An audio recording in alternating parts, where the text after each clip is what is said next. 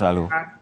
Ya Pak Jamin, tentu Anda menyaksikan bagaimana tadi jalannya persidangan dan beberapa kali tampak hakim hampir kehilangan kesabaran dan menanyakan secara langsung kepada Susi, yaitu saksi dari sebagai ART Ferdy Sambo dan Putri Chandrawati. Bagaimana Anda melihat dari jalannya persidangan hari ini? Ya, jadi saksi ini sebenarnya kalau dalam konteks motif kenapa suatu perbuatan terjadi sangat penting perannya. Tetapi kalau dalam rangka untuk membuktikan apanya terjadinya pembunuhan sebagaimana didakwa 340 maupun 338, ini tidak begitu menjadi penting. Karena saksi ini sendiri pada saat kejadian di Duren 3 tidak ada di situ. Itu yang pertama.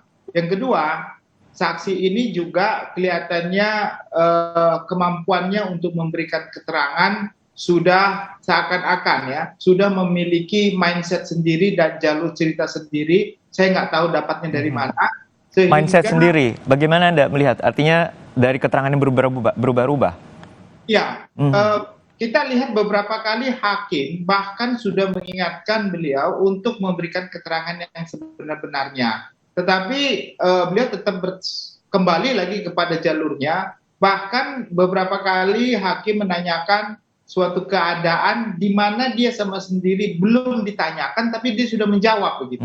Berarti memang ada suatu catatan-catatan yang ada dalam pikirannya yang dia harus sampaikan, bukan karena dia mengetahui, tetapi memang mindset yang ada pada dirinya yang kita tidak tahu asal muasalnya dari mana.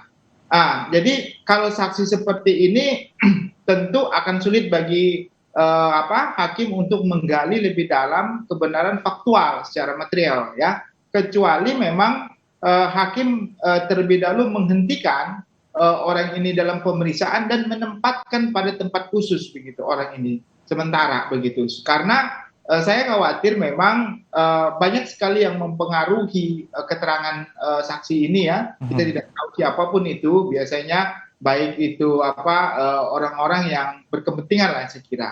Jadi menurut saya jangan juga dipaksakan, karena hakim memaksakan terus nanti keterangannya nggak maksimum gitu ya. Sebaiknya diberhentikan lalu ditempatkan pada tempat khusus ya, untuk dilakukan sementara, nanti diperiksa lagi begitu. Jadi dia jangan dulu dipengaruhi oleh siapapun, dan itu bisa saja. Bahkan tadi hakim sudah beberapa kali mengatakan kalau Anda nggak memberikan keterangan nggak benar, keterangan palsu, Anda bisa ditahan begitu, untuk karena memang memberikan keterangan palsu di bawah sumpah ada sanksi pidananya. Begitu. Artinya sebelum nanti hakim memberikan sanksi, ini masih menjadi ranah hakim untuk bisa menilai bahwa saksi ini tampak memiliki, seperti Anda sampaikan tadi, sudah memiliki mindset sendiri untuk memberikan jawaban di depan persidangan. Untuk Patsus sendiri seperti apa mekanismenya? Berapa hari atau seperti apa hakim akan bisa menempatkan seorang saksi di Patsus atau penempatan khusus ya, Pak Jamin? Ya, jadi saya kira nanti bisa hakim dengan putusan selaknya mengambil kebijakan supaya saksi ini ditempatkan dalam tempat khusus sementara, ya, contohnya 2 atau 3 hari lah begitu ya, dengan perlindungan dari contohnya LPSK ya, untuk bisa diberikan perlindungan supaya nanti bisa memberikan keterangan yang sebenar-benarnya begitu. Jadi bisa saja hakim menyatakan hal seperti itu, cuma hakim tetap harus koordinasi dengan LPSK ya, yang sebagai lembaga resmi negara dalam perlindungan saksi dan korban begitu. Jadi dia harus begitu. Nah, karena saya lihat dia ketakutan sekali untuk tidak lepas ya. Biasa kalau orang saksi dia melihat sendiri dan mengalami sendiri kan dia lepas ya Mas Yuna ya. Dia nggak akan terperangkap dengan keterangan-keterangan yang disampaikan sendiri begitu. Ini kelihatannya ada pertanyaan yang hakim belum sempat atau belum tanyakan, dia jawab. Bahkan tadi dia tanya kapan Baradae ini mulai bekerja, dia menyebutkan tahun Desember 2022. Padahal tahun 2022 aja belum kan gitu kan. Itu kan sebenarnya dia tegang sekali gitu, nggak konsentrasi. Dan karena dia kembali lagi, mungkin ada ancaman yang dia dapatkan di luar sana dari mana ya, atau tekanan sehingga dia harus menjalankan menjalankan tugasnya sebagai saksi ini didasarkan kepada mindset yang sudah ditanamkan dalam pikirannya begitu. Lah, kalau seperti ini ada mindset dan bagaimana saksi ini sepertinya sudah memiliki jawaban tertentu dan juga hakim menilai seperti itu, Anda menduga pihak mana nih yang dapat melakukan ancaman ataupun melakukan tekanan terhadap saksi hari ini?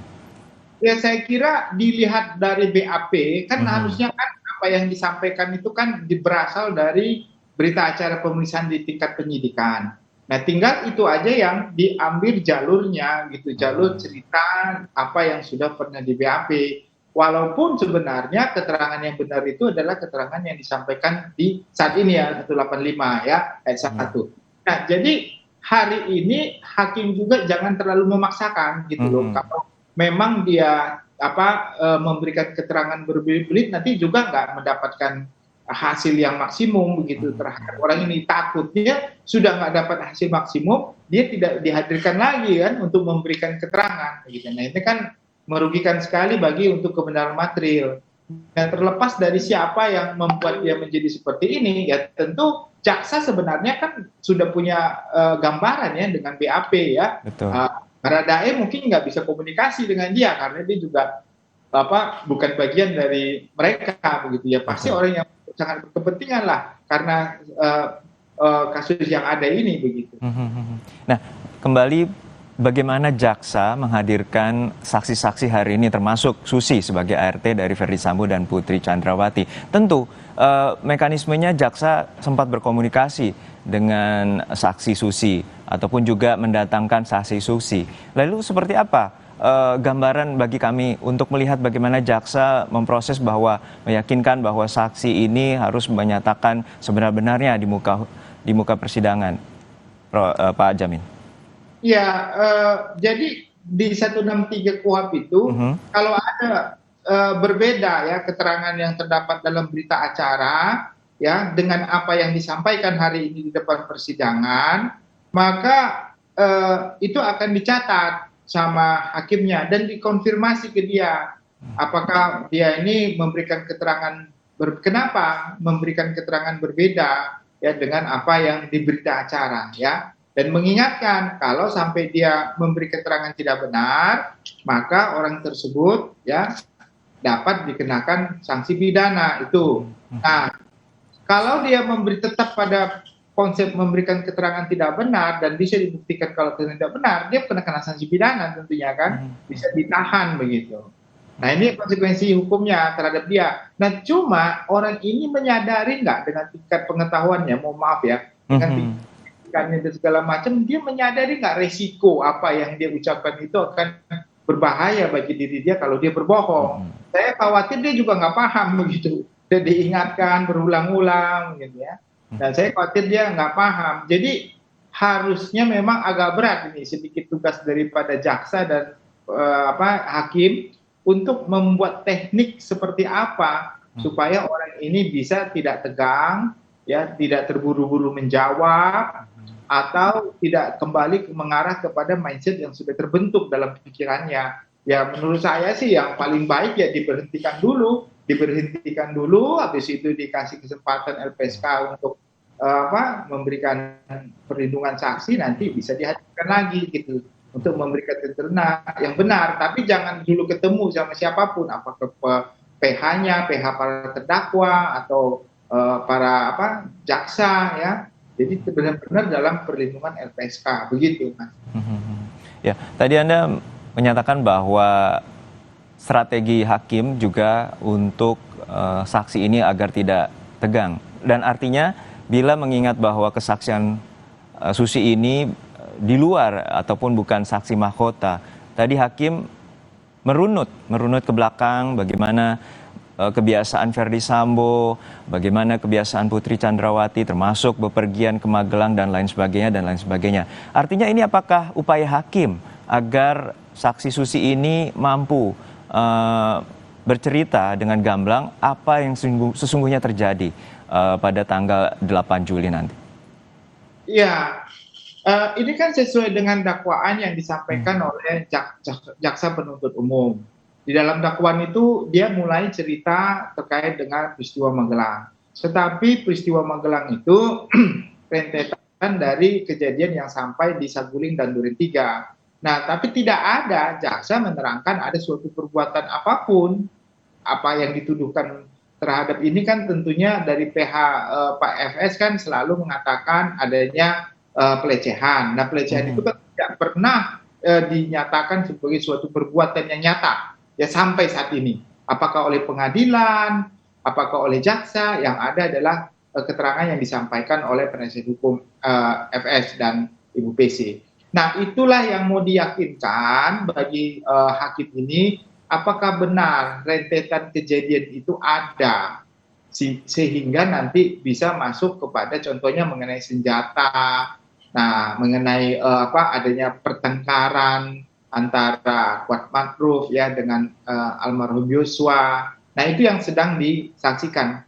Yang sangat penting ini ya, karena Susi ada di antara mereka begitu pada saat itu di Magelang. Ada Kuat Ma'ruf, ada Joshua, ada PC, ada Susi, dan Susi ada di situ. Nah, ini yang justru mau ditanyakan kebenaran faktual yang apa yang sudah didakwakan oleh JPU. Walaupun menurut saya itu sebenarnya nggak ada kaitannya dengan pembunuhan berencana 340 sama 338. Karena pada saat itu belum ada suatu perbuatan yang direncanakan di sana sebelumnya kan begitu kan. Nah, itu yang kita harus jadi kaitannya belum masuk di situ. Ini hanya sekedar untuk mengurai cerita yang jaksa sampaikan dalam surat dakwaannya, begitu surat dakwaannya yang ada. Itu tapi oke. Koreksi bila saya salah, Pak Jamin, bahwa kalau saksi Susi ini kita ketahui bahwa dia berada atau menempel kepada Putri Chandrawati, yakni berada saat di Magelang dan juga pada saat di Saguling dan juga pada proses yang diduga perencanaan di rumah Jalan Saguling dan sebelumnya ada eksekusi di rumah dinas di Duren 3. Artinya Pak Jamin melihat kesaksian Susi ini tidak begitu signifikan untuk pembunuhan berencana atau pasal pembunuhan berencana bagi para terdakwa. Kalau konsepnya itu di Magelang, itu memang kita lihat belum. Nah, perencanaan itu sebenarnya akibat dari kejadian yang yang diduga ya, saya kalimatnya yang diduga karena itu kan keterangan sepihak ya, yang diduga terjadi di sana.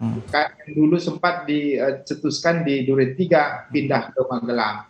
Nah, ini yang menjadi dasar, tapi di sana belum ada strategi atau perencanaan untuk menghabisi gitu ya.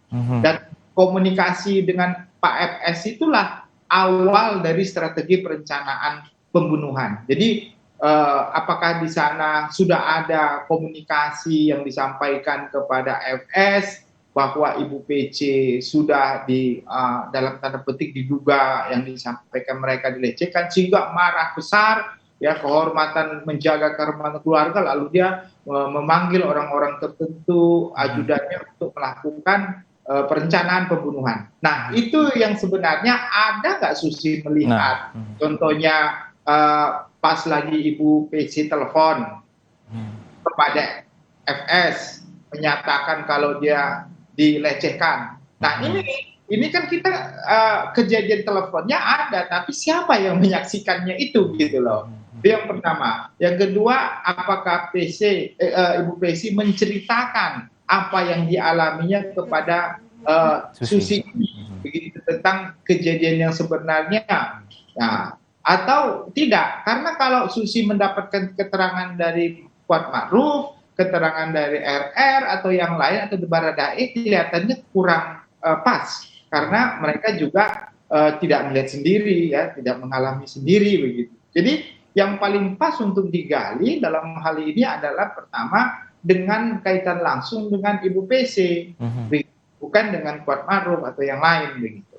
Nah, kalau ada terkait dengan Kuat Ma'ruf atau Joshua, atau Barada RR atau Brigadir RR atau Baradae, itu kan terkait dengan rencana untuk senjatanya diamankan karena ribut ya, takut, sehingga diamankan senjatanya, dan bagaimana mereka pulang dengan dua mobil yang berbeda, siapa di dalam mobil A, siapa di dalam mobil B, apakah dalam mobil ada keributan, apa yang mereka bicarakan. Nah, di dalam mobil juga saya kira hal yang menarik begitu loh. Karena Susi juga ada satu mobil ya sama Ibu PC kan. Tentu Betul. apa isi pembicaraan di mobil sepanjang kan lama ya, dari Ya, 14 ada Ibu PC, ada Susi dan juga Barada Eliezer yang saat itu. ya. Ya, itu kan harusnya dia menerangkan bahwa kebenaran faktual apa yang dibicarakan. Apakah di situ Ibu PC-nya senang, happy, atau nangis-nangis kan? Itu kan harus dijelaskan. Kalau nanti dalam mobil Ibu PC-nya senang, happy-happy dan segala macam, kan sulit kita untuk mengatakan sudah ada kejadian yang traumatis gitu yang dia alami di Magelang gitu. Tapi kalau dalam mobil itu dia keluh kesah, cerita, penangis-nangis, atau mukanya lebam-lebuk, nah itu kan bisa ada kaitan. Jadi sebenarnya ini Susi ini nggak perlu susah karena dia sedang menceritakan sesuatu yang terjadi yang bisa menguntungkan Ibu PC atau juga bisa membuktikan adanya suatu perbuatan yang tadi itu yang pelecehan seksual itu sebenarnya yang harus dia ceritakan. Nah, saya nggak tahu ya apa strategi, apakah Susi ini punya lawyer atau punya penasihat hukum yang dia mengarahkan dia untuk cerita seperti ini, saya nggak tahu persis ya, tapi kelihatannya ini bukan aslinya kalau saya lihat. Seperti orang pembantu rumah tangga, orang awam aja juga banyak itu cerita, ini kayaknya bukan aslinya Susi. Artinya kalau dari seorang ART tinggal menceritakan runutan, kebiasaan, dan juga apa yang terjadi, terutama apa yang terjadi pada 8 Juli lalu, tentu akan lebih memudahkan bagi saksi, terutama di depan persidangan. Pak Jamin, kita dengarkan kembali kesaksian dari Susi di persidangan. Susi, ART Ferdi Sambo, dan Putri Chandrawati menyebut tidak mengetahui soal sosok Kuat Ma'ruf yang bekerja sebagai apa di rumah Ferdi Sambo dan Putri Chandrawati. Dari tadi tidak pernah menyebutkan Kuat. Kuat itu sebagai apa di rumah? Saya tidak tahu, Mulia. Saudara tidak tahu pada saat saudara masuk bekerja. Siap, Mulia. Sering melihat saudara Kuat. Saya dulu masuk di Jalan Bangka 2020. Nggak ada sebulan Om Kuat kena COVID. Oke, terus?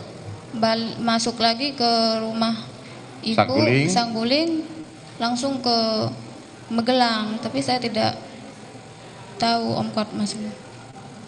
Selama 2 tahun saudara bekerja di rumah Ferdi Sambo, baik di Jalan Saguling maupun di Jalan Bangka, seberapa sering saudara melihat saudara Kuat di rumah?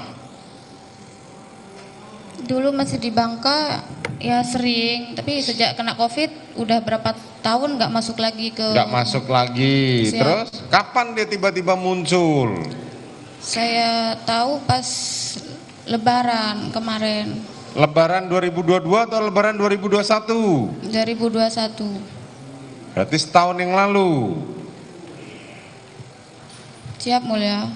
Setahun yang lalu saudara Kuat muncul. Ikut siapa? Ferdi Sambo atau Putri Chandrawati? Masuk ke Sangguling, terus sama Ibu disuruh ke Magelang. Masuk ke Saguling, bekerja di Saguling. Apa pekerjaannya Kuat sehari-hari di Saguling?